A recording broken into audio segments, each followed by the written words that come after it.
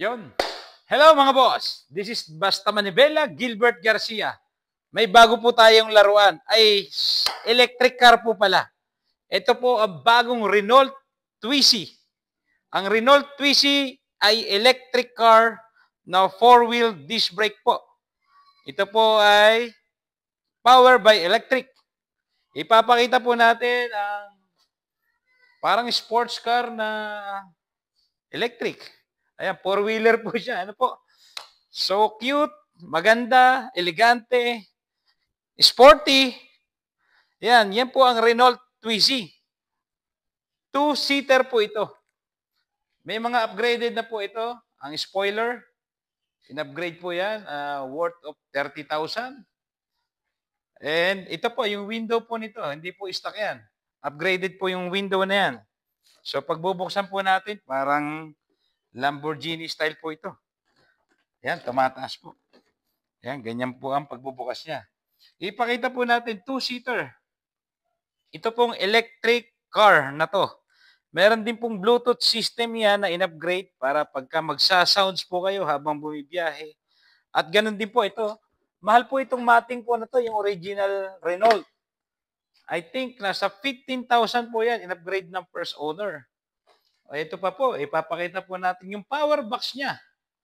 Yung power box po, nagkakahalaga po ng 25,000. So, tumataas at namamahal na po itong sasakyan na to, electric car. Mahal pala yung electric car na to.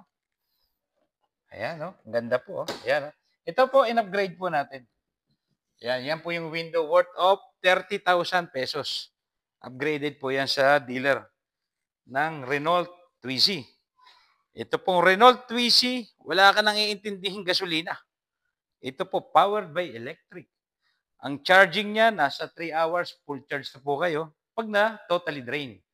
At yung po kanyang mga tatakbuhin, ang stock po, base doon po sa napag-alaman po natin, it's 80,000 km per hour ang tinatakbo pag stock. Because ito ay na-upgrade na po ang kanyang power box. So, meron na po siyang capacity na 110 km per hour na pwedeng itakbo.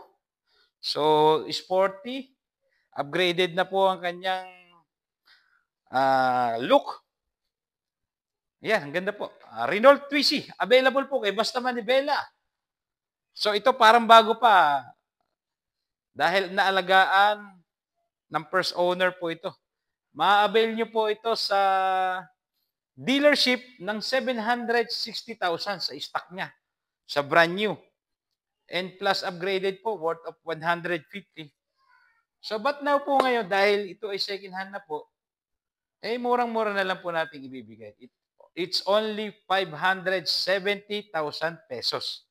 So, sa mga naghahanap ng tipong laruan nyo lang po, laruan ng mayayaman, available po ito. At yung gustong tipo walang gasolina, walang gastos, electric po, yan, available po sa atin. Sa YouTube channel, Basta Manibela. Mag-follow and subscribe na rin po kayo. At sa Automarket PH, mag-like and share na rin po kayo sa Automarket PH sa FB page po namin. So parang coaching maliit, parang big bike na malaki. At ano ba yung iba? Sporty talaga siya. Ayan, no? Ipaandarin nga po natin. Ayan, paandarin natin. Electric, ito po. Ayan. Sample. And dito po yung susi niya. Ayan, no? Ayan, meron na siyang pahangin. Ayan, umaandar na po yan. Basta sinusi po natin. Then nakikita po natin yung go. Pwede na po yan, go. Then drive. Ayan. Then andito po yung dito, handbrake. Ayan. Ayan, nawala na po yung handbrake. Pwede na po kayong tumakbo unti-unti yan. I-accelerate lang po natin kahit po nakataas yung upuan. Nalalaya lang natin. Ayan. Ayan. O, para lang tayo naglalaro. Pwede po reverse. Pindutin po natin reverse. Ayan. O, reverse. Reverse. Ayan. Sarap maglaro dito. Neutral. Ayan. Pwede na po natin neutral. Handbrake. Pagtapos na po kayo. Or pwede po natin isara to. Ayan. Isara po natin.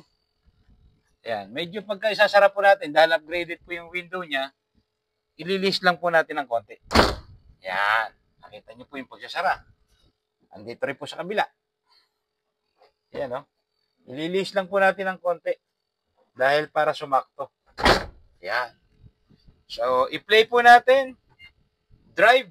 Ayan. Yung cameraman natin, baka masagasaan ka. Ayan. Oh. Di ba?